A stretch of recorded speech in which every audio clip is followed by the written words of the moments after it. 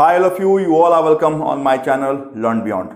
आज हम एक मैथ्स के एक ऐसे टॉपिक में खड़े हैं जो संभवतः आपके मैथ्स की सबसे बड़ी टॉपिक है। आप अगर बात करें स्टेट बैंक ऑफ इंडिया के प्रोबेशनरी ऑफिसर एग्जामिनेशन की, तो आउट ऑफ 50 क्वेश्चन जो 45 क्वेश्चन होते हैं वो इस टॉपिक पर बेस्ड होते हैं, दैट इज डेटा इंटरप्रिटेशन। क्या है ये टॉपिक? तो मैं मान के ये चल रहा हूँ कि आप बिल्कुल कुछ भी नहीं जानते हैं। अगर जानते हैं तो वेल एंड गुड, मेरे साथ साथ आप हो चलिएगा और देखिए कैसे हम सॉल्व करते हैं। अगर इससे भी अच्छी टेक्निक आपके पास है और बहुत अच्छी बात है। डेटा इंटरप्रिटेशन कई टाइप के क्वेश्चन रहते हैं, चाहे वो पाई बेस्ड डीआई हो, टेबुलर डीआई हो, मिसिंग डीआई हो, मिक्स पाई डीआई हो। तो आपको देखने को अलग अलग टाइप के आपको डेटा इंटरप्रिटेशन मिलेंगे। एक डेटा इस बिहाफ पे, ये एक डेटा दिया हुआ है और इसके बिहाफ पे आपसे 5 क्वेश्चन पूछ जाएंगे। एक जो आपका आकार होगा, एक जो आपका फ्रेम होगा, चाहे वो किसी भी चीज पे आधारित हो, 5 क्वेश्चन आपको आसानी से उसके आंसर दे सकते हैं। तो चलें शुरुआत करेंगे हम आपकी आज की class, that is data interpretation की पहली टॉपिक की हम बात करेंगे, that is single pie chart. संभवतः ऐसे क्वेश्चन आपको आपके प्री एग्जामिनेशन में देखने को मिलेंगे, मेंस में नहीं मिलेगा। तो मैंने पहले ही बताया, धीरे धीरे हम चलेंगे। पहले हम ईजियर की बात कर लेते हैं, फिर मॉडरेट की भी बात करेंगे और फिर डिफिकल्ट लेवल तक की बात हम वहां पे करेंगे। तो ये सिंगल पाई है। सिंगल पाई में एक पाई दिया हुआ है, परसेंटेज में उसका डिवीजन है और अलग अलग कहता है। जैसे यहाँ पे क्या कहता है, पहले समझना इंपॉर्टेंट है ना। एक बार हम समझ लिए, एक बार हम यूज टू हो गए सिंगल पाई को बनाने का, तो फिर हम इसको पढ़ेंगे नहीं, डायरेक्ट हम क्वेश्चन पे आएंगे। लेकिन अभी आप समझें कि ये पूरा जो खाका है वो टोटल एक्सपेंडिचर 60 लाख पे क्या है, तो डिविजिबल है।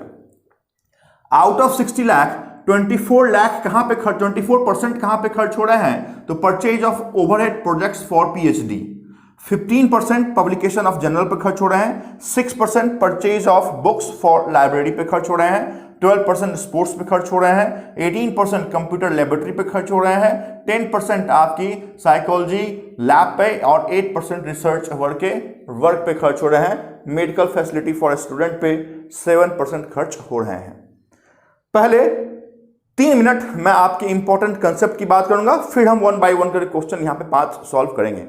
देखिए मैं यहां पे कुछ नोट्स लिख देता हूं। ये जो पाई चार्ट है या डबल पाई चार्ट आएगी या फिर कौन सी, तो रेशियो बेस्ड पाई चार्ट, आपको मिक्स पाई चार्ट आएगी।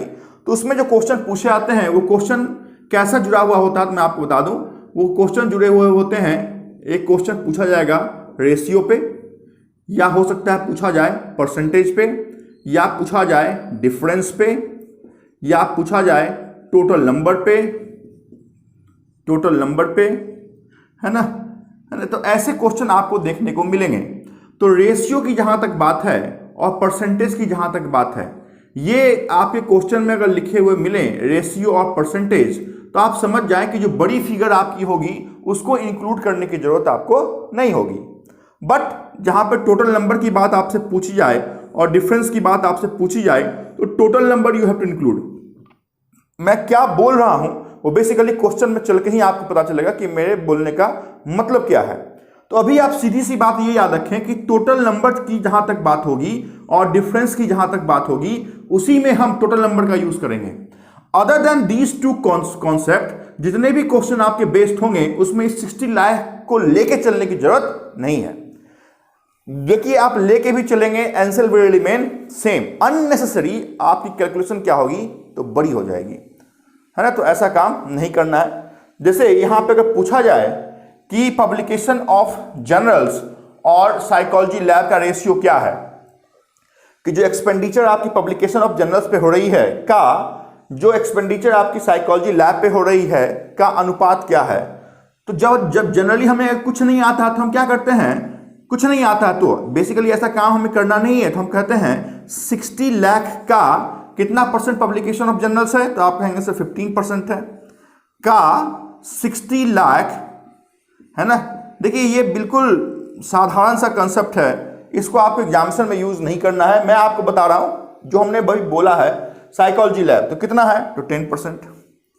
जब ये काम करेंगे तो आप ये देखें कि 60 लाख 100 और 100, ये पहले ही क्या होता है, तो ऊपर भी लिखेंगे नीचे भी लिखेंगे। अननेसेसरी वो क्या होगा, तो डिवाइड हो ही जाएगा, आपस में कट ही जाएगा। तो आपको यूज कितना करना पड़ा, तो 15 अपॉन कितना, तो 10। उस कंडीशन में आपकी आंसर क्या हो गई, 3:2। अगर हम डायरेक्ट 60 लाख का यूज नहीं करते, परसेंटेज कितना है 15 और 10, डायरेक्ट इसका रेशियो निकालिए 15 और 10 का रेशियो, तो आप कहेंगे क्या 3:2 योर आंसर।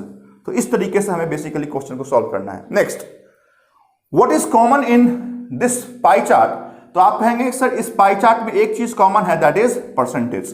परसेंटेज का मतलब कितना, 1/100। तो 1/100 अगर है तो यहां पे आप पहले ही कॉमन ले लीजिए कि हमारा 100 क्या होगा, तो कैंसिल आउट हो जाएगा। क्लियर। तो उस कंडीशन में और भी आसानी आपको हो जाएगी कि ना आपको 60 लाख का यूज करना है, ना किसी भी पार्ट के परसेंटेज का यूज करना है, क्योंकि सब में परसेंटेज कॉमन था। हमने पहले ही क्या किया, तो परसेंटेज को कॉमन लेके 60 लाख से डिवाइड कर दिया है। अब हम चलेंगे एक्चुअली क्वेश्चन पे और बात करेंगे। Till the time please pen down, if the question is linked with difference और total number, we have to include whole number, that is 60 lakh.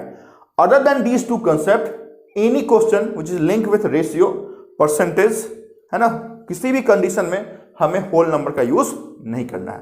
तो पहले आप इस कंसेप्ट को लिखें, फिर हम 2 क्वेश्चन को यहां फटाफट सॉल्व करेंगे, उसके बाद 3 more question we will solve. लिख लें पहले।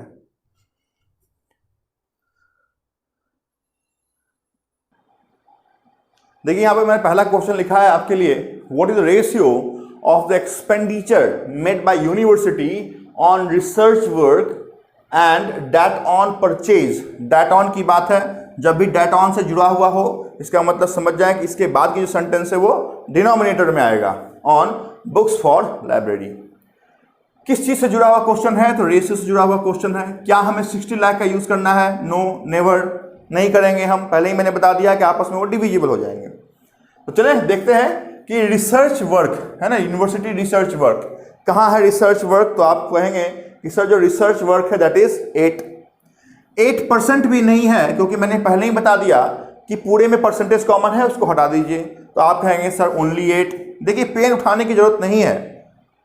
That on purchase of books for lab, purchase of books for lab कहाँ है, तो आप कहेंगे sir purchase of books for lab is 6%।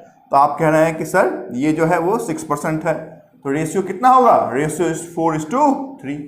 तो जिस ऑप्शन में 4:3 हो वही उसका क्या होगा, तो सही आंसर होगा। तो इस तरीके से आप मार के निकल सकते हैं। यहाँ पर देखें एक बहुत इंपॉर्टेंट कंसेप्ट है, आपके ऑप्शन में अगर रहे कि 3:4, नेक्स्ट एक्चुअल आंसर तो आपको क्या हो गया 4:3, बट आपके ऑप्शन की बात कर रहा हूँ, अगर पहले ऑप्शन में 3:4 है, दूसरे ऑप्शन में 2:3 है, थर्ड ऑप्शन में आपको 12:9 है ना, 12:9 है, फोर्थ ऑप्शन में आपके पास 1:5 है, और फिफ्थ ऑप्शन में आपके पास नन ऑफ दीज है। उस कंडीशन में आप क्या करेंगे, तो मैं आपको बता दूं कि आपका आंसर क्या है 4:3, तो आपकी आंख डायरेक्ट 4:3 पे खोजेगी। जनरली 3:4 आपको देखने को मिलेगा, ये सही आंसर नहीं है क्योंकि ये रिवर्स में दिया हुआ है। आप क्या करते हैं, या मैं क्या करता था, तो नन ऑफ दीज पर टिक मार्क करता था, विच इज एब्सोल्युटली रॉन्ग। यहाँ पे जो सही आंसर होगा वो 12:9 होगा, क्योंकि इस 12:9 को आप अगर बाइफरकेट करेंगे तो you will get the same answer जो आपको आ रहा था। तो अगर 4:3 नहीं है, बट इसके फ्रैक्शन बेस्ड कोई चॉइस आपके पास रेशियो में दिया हुआ है, that will is the right answer. Clear. तो चॉइस को देख के भी आप थोड़ा सा सहम के काम करें, ऐसा नहीं कि जल्दीबाजी में 4:3 देखा और डायरेक्ट लगा दी नन ऑफ दीज पे, सही बनाने के बावजूद आपके आंसर क्या होंगे, तो गलत हो जाएंगे। तो मैंने क्या बताया कि 4:3 would be your right answer. अगर 4:3 आपके पास ऑप्शन में नहीं है, तो एक बार देखें क्या इसके फ्रैक्शन पे कोई क्वेश्चन दिया हुआ है, कोई ऑप्शन है, तो यस 12:9 का आप अगर फिर से रेशियो कन्वर्ट करते तो यू विल गेट 4:3। तो इस कंडीशन में मैंने आपको ये कंसेप्ट आपको बता दिया है। वैसा ही कोई भी क्वेश्चन रहता कि चलो बताओ कि कंप्यूटर लैबोरेटरी का परचेज ऑफ ओवरहेड्स और पीएचडी का क्या रेशियो है, तो डायरेक्ट आप क्या बोलते हैं कि sir purchase of computer laboratory 18 है और पीएचडी वाले का 24 है। डायरेक्ट आंसर क्या बोलते हैं 3:4, काम खत्म। डायरेक्ट हम आंसर देंगे, यहीं से आंसर देंगे, इन चीजों को लिखने की जरूरत आपके लिए नहीं है। तो मैंने पहले ही बता दिया कि रेशियो के लिए आपको पेन उठाने की जरूरत नहीं है। कंसेप्ट मैंने 3 क्वेश्चन के आधार पर आपको दे दिया है। आप इस क्वेश्चन को पेन डाउन करें, इस कंसेप्ट को आप लिख लें, और this is very important concept. इसको आप लिख लें, फिर एक कोई और रेशियो वाले क्वेश्चन आप निकाल के बना लीजिए। फिर चलेंगे हम सेकंड क्वेश्चन पे, तब तक के लिए पेन डाउन। चले सेकंड क्वेश्चन देखते हैं क्या लिखा है। What is total sum of expenditure on research work, है ना, रिसर्च वर्क पहला है, purchase of overheads for PhD तो दूसरा है, और purchase of books for lab तीसरा है। तो जब ऐसी क्वेश्चन रहेगी तो हमें क्या करना है, तो मान लीजिए यहां पूछा गया purchase of overheads for PhD publication journals, तो डायरेक्ट हमें इसका एडिशन करना है। अदरवाइज हमें क्या करना पड़ेगा, 60 लाख का 24% प्लस 60 लाख का 15% एडिट करेंगे। तो ये तो कॉमन है ना, किसी से कॉमन है, 60 का कॉमन है, तो हम पहले ही क्या करेंगे, तो इस ग्राफ को हम ऐड कर देंगे कि 24 प्लस 15 जो भी आपका होगा 39 किसका, तो 60%, 60 लाख का। अगर डिफरेंस की बात पूछी जाएगी, पब्लिकेशन ऑफ जर्नल्स और साइकोलॉजी लैब पे जो खर्च हो रहा है उसमें कितना का अंतर है, तो हम 60 लाख का 15% माइनस 60 लाख का 10% ऐसा नहीं निकालेंगे, डायरेक्ट 15 माइनस 10 दैट इज 5% किसका, तो 60 लाख का। ऐसे करके हमें क्वेश्चन को सॉल्व करना है। चलें सॉल्व करते हैं। रिसर्च वर्क पे कितना खर्च हो रहा है, तो आप देखें रिसर्च वर्क पे 8%, तो आप लिखें कितना, तो 8%। दूसरा कितना खर्च हो रहा है, purchase of overheads for PhD कितना, 24, तो आप लिखेंगे 24 प्लस बुक्स फॉर लैब कितना खर्च हो रहा है, बुक्स फॉर लाइब्रेरी, तो आप कहेंगे 6%। कितना हो गया, तो आप कहेंगे सर 24 प्लस 6 30 और 38। आखिर ये 38 किसका, तो 38% भी आप नहीं बोलेंगे क्योंकि आपने ऑलरेडी परसेंटेज को हटा दिया है, तो आप बोलेंगे सर 38 किसका, तो 60 का। लेकिन क्या ये 60 लाख है, तो आंसर इज नो। क्यों नहीं, क्योंकि 60 लाख अगर ऐसा होता तो आपने क्या किया है, इसमें 100 से डिवाइड कर दिया है, क्योंकि 100 को आपने कॉमन किया था, मतलब अंत में जीरो कितने डालने पड़ेंगे आपको, 4, है ना। तो चलिए यहां से हम काम करेंगे। अभी 38 को डायरेक्ट 60 से मल्टीप्लाई करेंगे, आप करें 8 इंटू 6 कितना, तो 48, 4 कैरी किया, 6 इंटू 3 दैट इज 18 प्लस 4 आपने ऐड किया 22, तो कितना हो गया 22.8, मतलब 22,80,000 वो एक्सपेंडिचर है जो हमने रिसर्च वर्क, जो हमने purchase of overheads for PhD और बुक्स फॉर लाइब्रेरी पे हमने खर्च किया है। क्लियर। तो हमें ऐसे करके क्वेश्चन को बनाना है, कहीं कुछ भी इतना बड़ा लिखने की जरूरत नहीं है कि कितना खर्च हुआ, 60 लाख से मल्टीप्लाई कुछ भी ना करें, डायरेक्ट ऐड करें, 60 से मल्टीप्लाई करें। और ये ध्यान में रखें कि 60 अगर लाख है तो हो ना हो आपका आंसर क्या होगा, अगर 10 लाख होता, 10% होता तो 6, लेकिन 10% तो है नहीं, यहाँ पर अराउंड 48% है, तो 22 के अराउंड पे आपको आंसर दिखेगा। आराम से आप आंसर पे टिक मार्क कर सकते हैं, है ना। तो ऐसे ही हम क्वेश्चन को बनाएंगे। थर्ड नंबर क्वेश्चन को हम आपके साथ देखते हैं, तब तक के लिए क्वेश्चन लिखें और आंसर भी बनाएं। थर्ड नंबर क्वेश्चन डिफरेंस की बात है, डिफरेंस की बात है, इसका मतलब हमें क्या करना है, होल नंबर का यूज करना है। यस, क्योंकि मैंने पहले ही बताया था कि टोटल नंबर और डिफरेंस में ही हम 60 लाख का यूज करेंगे। क्या कहता है, what is the difference between expenditure made by university on publication of journals, publication of journals direct यहां पे आए, देखें कितना है 15, एंड फॉर साइकोलॉजी लैब कितना है, दैट इज 10। ठीक है, तो थोड़ी देर पहले मैं एक कंसेप्ट बता रहा था कि डायरेक्ट इसी का हमें क्या करना है, तो डिफरेंस निकालना है। तो 5, आखिर 5 किसका। देखिए अगर हमें कुछ नहीं आता तो हम क्या करते हैं कि साहब ये जो 60 लाख है, ये 60 लाख का पब्लिकेशन ऑफ जर्नल पे कितना है 15% माइनस इस 60 लाख का पब्लिकेशन ऑफ साइकोलॉजी लैब पे कितना है, तो 10%। यही हमारी आंसर होती। अगर हमें कुछ नहीं आता है तो इतना करने की जरूरत नहीं है, डायरेक्ट 15 माइनस 10 का क्या करना है हमें, तो डिफरेंस लेना है 5 किसका, तो 60 का। तो आप कॉमन से सोचिए कि 60 लाख का 10% कितना होता है, 6 लाख, 5% कितना होगा, तो 3 लाख, तो 3 लाख इज योर आंसर। काम खत्म। एकदम आसान सा क्वेश्चन है, एकदम आसानी से आपको समझना है। मैं फर्स्ट टाइम ये आपको सिंगल पाई चार्ट बना रहा हूं। अगर सिंगल पाई चार्ट आज खत्म कर दिया मैंने, ये पढ़ा दिया 5 के 5 क्वेश्चन, तो आज के बाद आप डायरेक्ट 4 क्वेश्चन बना के देखें, सिंगल पाई चार्ट का कहीं से भी आप निकालें और बना के देखें। ऐसा नहीं कि डबल पाई चार्ट बनाएं, मिक्स पाई चार्ट बनाएं, रेशियो बनाएं, या फिर डिग्री बेस्ड पाई चार्ट बनाएं, या मिसिंग पाई चार्ट बनाएं, ऐसा मत कीजिएगा। सिर्फ सिंगल पाई चार्ट के क्वेश्चन आज आपको कहीं मिल रहे हैं, उसको आप बनाएं, 100% बनेगा। इसी तकनीक से आप बनाइएगा, पेन उठाने की जरूरत मिनिमल आपको पड़ेगी। This is my guarantee to all of you. है ना। तो थर्ड क्वेश्चन हमने कुछ ऐसे बनाए हैं। फोर्थ और 5 को फटाफट हम देखेंगे और अपने इस पूरे कंसेप्ट को हम खत्म करेंगे, है ना। तब तक ये क्वेश्चन लिखें और आंसर बनाएं।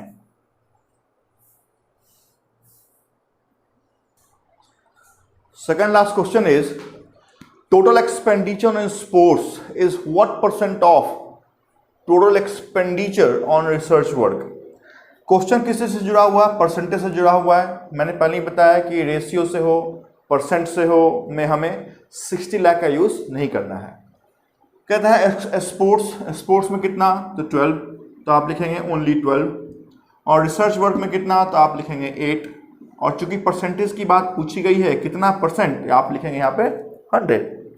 यहाँ पे क्या करेंगे आप 4, यहाँ पे कितना करेंगे, अगर 4 से कट करता हूँ, सॉरी यहाँ पे 3 लिखेंगे, यहाँ पे आप कितना लिखेंगे 2। यहाँ पे फर्दर आप क्या करेंगे, तो आप कट करेंगे और लिखेंगे 50। आंसर क्या लिखेंगे, 150 इज योर आंसर। काम खत्म। एकदम सिंपल, देखने में बड़ा लगता है, समझने में ग्राफ बड़ा लगता है, आंसर बहुत आसान से उसके होते चले जाते हैं। तो इस तरीके से आप बनाएंगे। लास्ट क्वेश्चन को हम फटाफट देखते हैं आपके फर्स्ट पाई चार्ट को कंप्लीट करने के कड़ी में।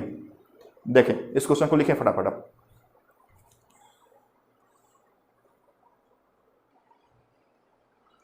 इससे पहले वाला में क्वेश्चन हमारे क्या थे, तो परसेंट से ही जुड़े हुए थे। यहां भी क्या है, तो परसेंट से ही जुड़ा हुआ, लेकिन बनाने के तरीके क्या होंगे, तो अलग होंगे। क्वेश्चन कहता है what is increase in % expenditure. तो ये सब क्या है, % एक्सपेंडिचर में ही है ना। एक्सपेंडिचर है किस में है, % एक्सपेंडिचर में ही है। On purchase of overheads for PhD, on purchase of overheads for PhD from computer lab. Computer lab कहां पे है, तो कंप्यूटर लैब 18% है। अगर पूछा आता कि what is the difference of expenditure, तो फिर हम क्या करते, तो फिर हम करते कि 24 माइनस 18, तो आपको मिलता कितना, 6 किसका, तो 60 का, तो वो हमारा आंसर होता है। बट यहाँ पे डिफरेंस की बात नहीं है, परसेंटेज की बात है। और डायरेक्ट कह रहा है % एक्सपेंडिचर, इंक्रीज इन % एक्सपेंडिचर। तो कितना बढ़ गया है % एक्सपेंडिचर, तो 6% बढ़ गया है, वही हमारा क्या है, तो आंसर है। काम खत्म, है ना। इसके बाद आप कोई भी क्वेश्चन बनाए आसान से आपको लेंगे।